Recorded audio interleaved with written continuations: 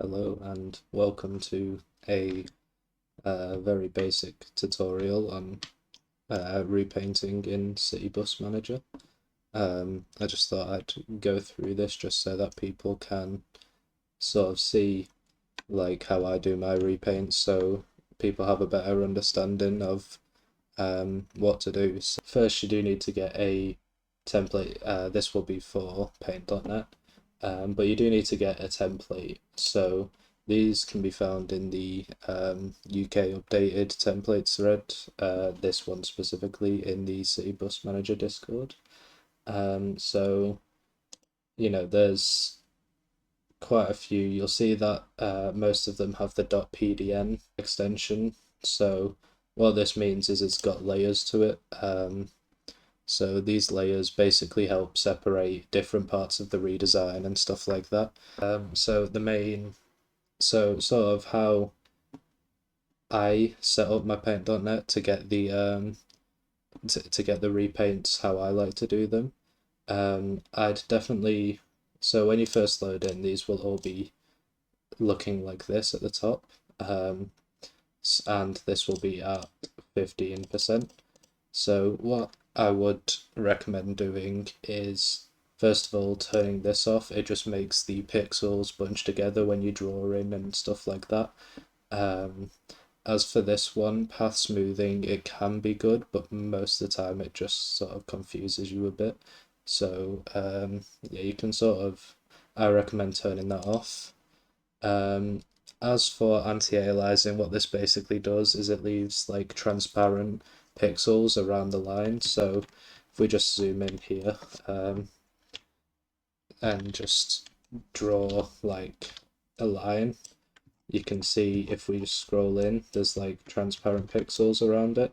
If we move this around, it's very transparent like that. But when you've got it turned off, it's a lot like more rigid. And whilst it's like it doesn't look as clean, what this basically does is it makes it easier for selections and stuff. So you see if we choose the magic wand tool here and select this, it selects the whole thing even if the tolerance is at 0. It just makes moving it around a bit easier. Whereas with this one, you have to sort of play around with the tolerances to get that moving, and if there's like multiple lines overlapping each other, that um, sort of leads to a bit of confusion there. So you'll see that I'm changing tools without actually pressing anything. Basically, I've just learned all the keybinds, but if you do hover over any of the tools, it does tell you what the keybind is for that. So like for magic wand, you'd press S 4 times, so you can select that. So yeah, there's quite a few things. As for tolerance, this basically shows how much like how close pixel like it say if you had a say if you had a red color and a light blue but also a dark blue, and just connect these up a bit. So you see when I go to the magic wand, if I select this because the tolerance is high, it selects everything. Whereas if I drop it down to below 50%, it only selects this one. But for like this one, for example, because these are similar colors, the higher the tolerance is, the more likely they're going to select each other. Whereas you can see there, if we drop it below 50, it only selects one. So I normally set that to 0, just to prevent any issues like that. But yeah, that's sort of like the basic tools and stuff like that and setting up to do this. You'll see over here the layers, which you can click these buttons up here, show you sort of what, like give you an overlay. So I go with tools, layers, and color palette, so you can see all of these here. And you can just you can move these around as you will and resize them. For this layer, you always want this the very bottom one. This is where you'll do your main livery design. Then for logos, this is obviously, as it says logos, it goes above the paint just to basically prevent any weird textures going over the being on the same layer. For the body, this is the white bits, so if you double tap this, you want to make sure it's set to multiply. This basically means that you can draw on the layers beneath it, and you can see it drawing here, whereas if you set this to the normal one, you can no longer see that. But yeah, that's so that's for those two, for those three. For do not touch, this is normally the windows and stuff like that. You don't really want to touch these too often.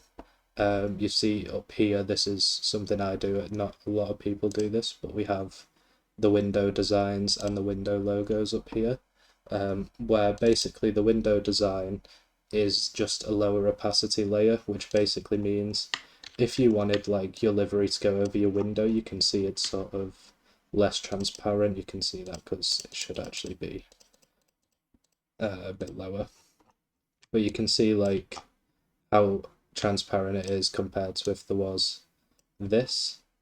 And then window logos is just a full normal opacity, but the layer is above this one. So basically, if a layer is above another one, whichever, so for example, the windows on this will always show above the body because it's a higher layer. So you can switch these around, and you can see here it's blacked out the windows here, but not here, and that's purely just because this is a transparent part here. But yeah, so that's sort of how I set up my paint.net to get the liveries started. So it's not sort of like showing off basic designs and stuff in this video, it's more showing like how to use paint.net. The sort of creativity needs to come from yourself, but you know, there's a few ways to sort of go about doing this. So I just thought I'd show like a basic livery that I used to make, but I've since switched to a different one. So you'll see here the shape tools, the shapes tool. This gives you an option to select a lot of different things. For this example, I'm going to do a semicircle livery. On this, what this basically does is say, so when it's on this top setting, it's just the outline, there's no colour inside or outside, it's just that line. Whereas if you were to change it to this second option, it does the inside only, it doesn't have an outline. And the third option uses both your primary and secondary colour to do this. You can also press X to switch the colours with ease. But yeah, that's sort of how you would use the shape tool. So for the semicircle livery, you want it on the top option. And what I would recommend, because if you look down here, you can see the pixel size of the repaint. So this is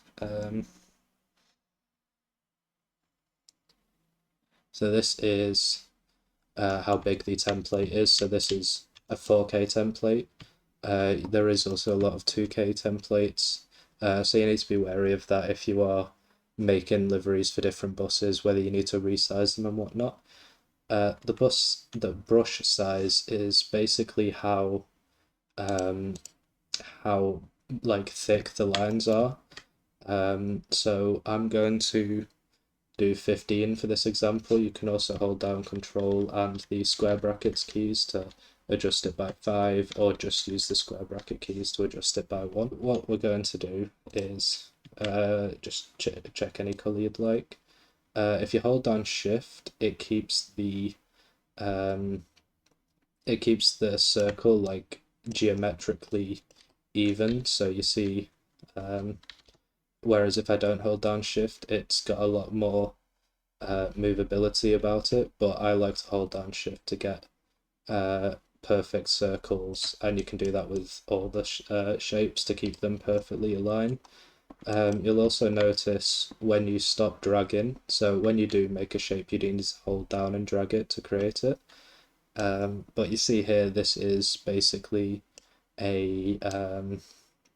this is what happens when you stop dragging. You get these points around the edge and this one here. So the one in the middle, this is basically the rotation anchor. So when it's here, you can sort of see you move it, it stays on that point. Whereas if you dragged it and moved it to like here, for example, it would move around that point instead. And you basically just click that whenever, because half the time you will accidentally grab that. But you can also use this little widget here to move it. However, I do find it easier to just click in the middle bit of the shape and just drag it around. As for these, you can move it around. You can also still hold shift to keep it to the shape it was, just make it bigger and smaller. And also on the side and top ones, you can hold down Alt to make it mirror the stretch. As you can see, that does it on both. And Alt. Then, so yeah, so for this repaint, what I'd recommend doing is grabbing the repaint layer. You can just click and hold on this and drag it to the top. This basically means it's not going to be obstructed by the windows and stuff, just so you can sort of see what you're doing. So I'm going to just hold down shift and drag this circle here, and you can see here this is sort of generally where I want it to go. Maybe move it here so it's not covered by the wheel arch. Then you can go to the eraser tool, basically just to delete the pixels to match it where it should be. So you see here, I've cut that too far, but sort of go by the body line. It makes it easier to line up when it gets to the other side. And you do that the same here. Then I'm just going to use the magic wand tool to grab that and delete it. Now you can see we've got the semicircle here. You can play around with it a bit more, but that's sort of where I'm just going to put it for the purpose of this. Then if you wanted to add multiple colors to it, you can select it using the magic wand tool, go to the recolor tool, and then if you just wanted parts of it painting, you can do that. Sort of just keeping it very all over the place here. Nothing special, just for the purpose of this tutorial. So then once that's done, you can sort of drag it back down here. And just for the purpose of this video, I'm just going to go around here. So what I'm basically doing here is using the recolor tool to go around the general shape of the bus, just to sort of give it the back colour. And I'm using the recolor tool just so it doesn't paint over this, because if I use the brush tool, it would just paint straight over that. Then you can just use the bucket tool to fill it in here. So you now see that there's this semicircle design. There's the rear here that's painted in red. What you now want to do is, because whilst it looks fine here, if you do actually drag this up, you can see it's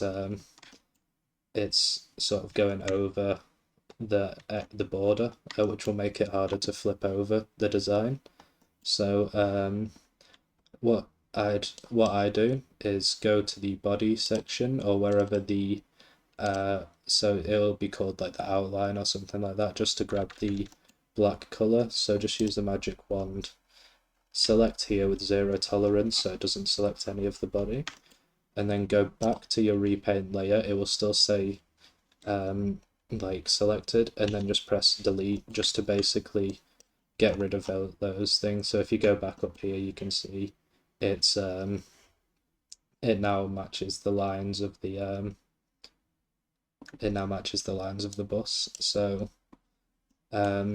what you're now going to do is, say for example you wanted this circle to go over the windows, you can grab that just like by using the square select tool, and then if you go back to the magic wand tool and hold down Alt, you'll see this little minus symbol next to the magic wand.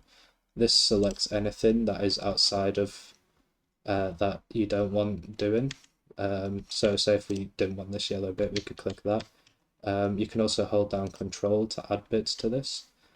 And then what basically you just need to do is hold down Control and press X. That deletes it but puts it in your clipboard. And then on the lower opacity, you can put that in there. You can see it's semi-transparent, it goes over the windows. And if you did want to be more realistic, you can put a smaller line in just for where the window would open and stuff like that. But yeah, so that's sort of how you'd get one design going. I would also actually recommend pasting the line back in just for when you copy it over. But then basically what you do is just get the square box, select all of this, Control C, Control V, and drag it down here. Now this is a plugin, I will leave the link for this in the description, but you can see here that I have this flip horizontal tool. Just click that, you see it perfectly matches it over, and then you can sort of drag this and line it up as it should be.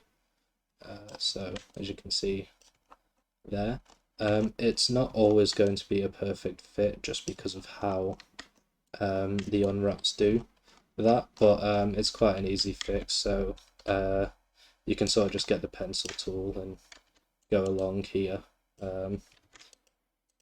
and sort of go through that, because at this point you don't really need to worry about whether it matches the outlines or not. So you can sort of just repaint all of that in, get any additional white bits just to clean it up. And again, what we're going to do is drag this to the top, use the select tool and grab the so you see here I have accidentally done it once too small. So what you can do is press M twice. This allows you to move the selection without moving the pixels. So we're just going to drag that down and grab all of that, and again go back to the magic wand and just deselect them. Control C would have actually been easier, and Control V on window designs, and drag that back under. Now we have the same design on both sides. So now for logos, you can sort of grab any. I'll just so I have my company logos here. It's always better to store them separately just so you can grab them and resize them as needed. But yeah, so as you can see here, this one's not going to work because it's got white text on it on a white body. So I'm going to grab the black text. It's always good to have alternate versions depending on the livery and stuff like that, but you can just resize this as needed, put it where you want it. Or if you'd want it on the window logos, you can just grab that, put it on there. See, I've accidentally grabbed the rotation anchor there, and it's not letting me fix it for some reason. There we go. And you can drag that down, put it above the window, whatever. So yeah, that's basically how to get the basic livery down. As you can see, that was done with quite quickly, just to show sort of the basic tools and stuff. But the there is like for example the gradient tool. which, say if you wanted this bit on the back here, say if you wanted this bit on the back here to be a gradient, use the magic wand tool to select it with 0 tolerance, then press G for the gradient tool. Say if I want it to go like that, you can see here it's only selecting that bit, and I can basically have that fade to yellow down the back there. You know, there's the reason I also say to turn off anti-aliasing is because if you decide, oh, actually I don't want my back end to be red, I want it to be dark green, you can just press that and change it.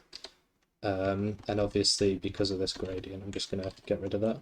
But if you hold down Shift whilst using the fill bucket, it'll change any of that color, so just be careful when you do that. But you see here it's not caused any issues here, whereas if anti-aliasing was on, it's fine in this case, but then say you wanted to go back to red, you'd see this, like, there's a slight green tint to it, and it just makes really grabbing the selection annoying, because you can see now that there's these green, there's these reddish green bits left here. So yeah, that's sort of the general doing a repaint kind of thing. That's sort of the basics you need to know. And then if you hold down Control Shift and F, you can see it compresses it into one layer. And then Control Shift S, you can name this whatever you'd want. So I'm just naming this test. And then if you click on the Save As type, make sure to save it as a PNG, because it will not save any other way. If it can save, but you won't be able to access it within the game. And then just click Save. And then what I'd like to do, if you're going back to this repaint at any point, is just Control Z to unflatten all the layers, and then Control Shift S again, and just keep it as the same name but save as a paint.net file, just so that whenever you load it, there's all the layers there for any easy changes. So if you then go to City Bus Manager and if you go to New, Import Repaint, and you can see here that if I just go into my folder where I saved it, I'd recommend also saving the folder for all your repaints to the desktop, just because it's easy to click this and then go through and find it that way. But if you just go to Test, you can see here it's in the game. With this model, there is like some slight texture stretching. I'm not sure whether that will be fixed or not, and you can spend time adjusting it in the game and whatnot to make sure it lines up properly, where basically you can see that this actually needs to go back quite a few pixels. So if I went back to here and just grabbed on the window designs, just grabbed this, I can move it back a few, or that's a bit more than a few, but say to like there, and then just Control Shift F, Control Shift S, and select it as a PNG again. And then it's going to tell you that it already exists, but you can replace it because that's what you want to do, as long as it's the main one. And then you can go to New, Import Repaint again, go back to Test, and you can see it's now lined up a bit better than it was. That's all you really need to do to start sort of line everything up. Like that's sort of the basics you need. As I said, I couldn't really teach you how to do a full livery because it's more on your creation than anything. So for example, my repaints on the Sataro Mark 1 this time, it's a little complicated, you know, there's different outlines here and there, basically showing off this livery. There's gradients in the logo and stuff, and you can see I've also deleted it here. But yeah, that's sort of the general way to do it. If I do just get the paint.net version of this. So the way I sort of did this outline is if you go to the do not touch, you can sort of just grab like this bit, and then if you go back down to paint here, oh actually you should do the you should do that to remove it, the holding down Alt and then click in whilst you're in the magic wand tool. Then you can go to paint here, and then sort of just move it around. As you can see, mine is already moving the line, but you can sort of line this up as it needs to be. You may need to do this multiple times to get it to line up, so like here, and just paste it with yellow because you won't be able to see that anyway. And then you can just double tap M again to move this up, and you see I'm just going to put it to line up on the top here as well. It doesn't affect any other part, but it basically just means you can line it up, and then just pressing backspace again changes the color of that whole selection. So you see this whole section is now yellow, because that's what I had selected when I just pressed backspace. For the text gradients and stuff like that, all you really need to do is just type out what you'd like. So just hi. You can change the font size and stuff, play around with it. For this one, I'm just going to do 150. And you can also bold, italic, underline, cross through, change like where it would align. So like if you had hi,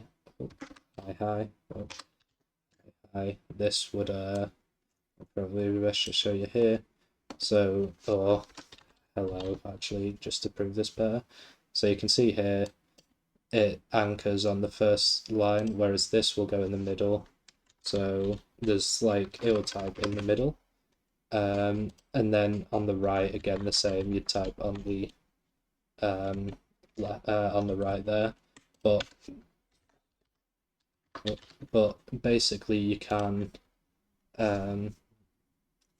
click on this to change the font, sort of go through ones that you think you might like. When you found one, again, if it's smaller text, I would recommend turning on the aliasing, because if you go down to like 20, I'll just use this font for an example and just drag it down here. You can see here it looks a bit cleaner, whereas when it's not on, you can see it's very blocky and it joins together. It doesn't really work that well, and from a distance you can't actually tell that it's all anti-aliased. That's what these all have on them. But for bigger text, especially if you're going to be doing gradients on it, you don't want this to be aliased, just because when it comes to selecting it, you want this to be all one color, easy to grab. But once you have selected it all, I'm just going to press G again, and you can sort of play around with that and the colors. And that's that. And then for this one, you can see how it's hidden behind this darker layer. You can sort of just use the magic wand tool on the paint layer to select whichever one you'd like to get rid of. So, for example, this one again, or we'll do these two. And then you go back to the logo layer, which in this case is just called layer 5, and then just press delete. As you can see, it hides it. It deletes that. Yeah, that's sort of the that's sort of the tutorial there. Just very basic, as I said. It sort of gets you the idea of how you would make a livery. But yeah, thanks for watching. I hope this helps. If you do have any questions, feel free to comment and I'll try and get back to all of you. But yeah, thank you.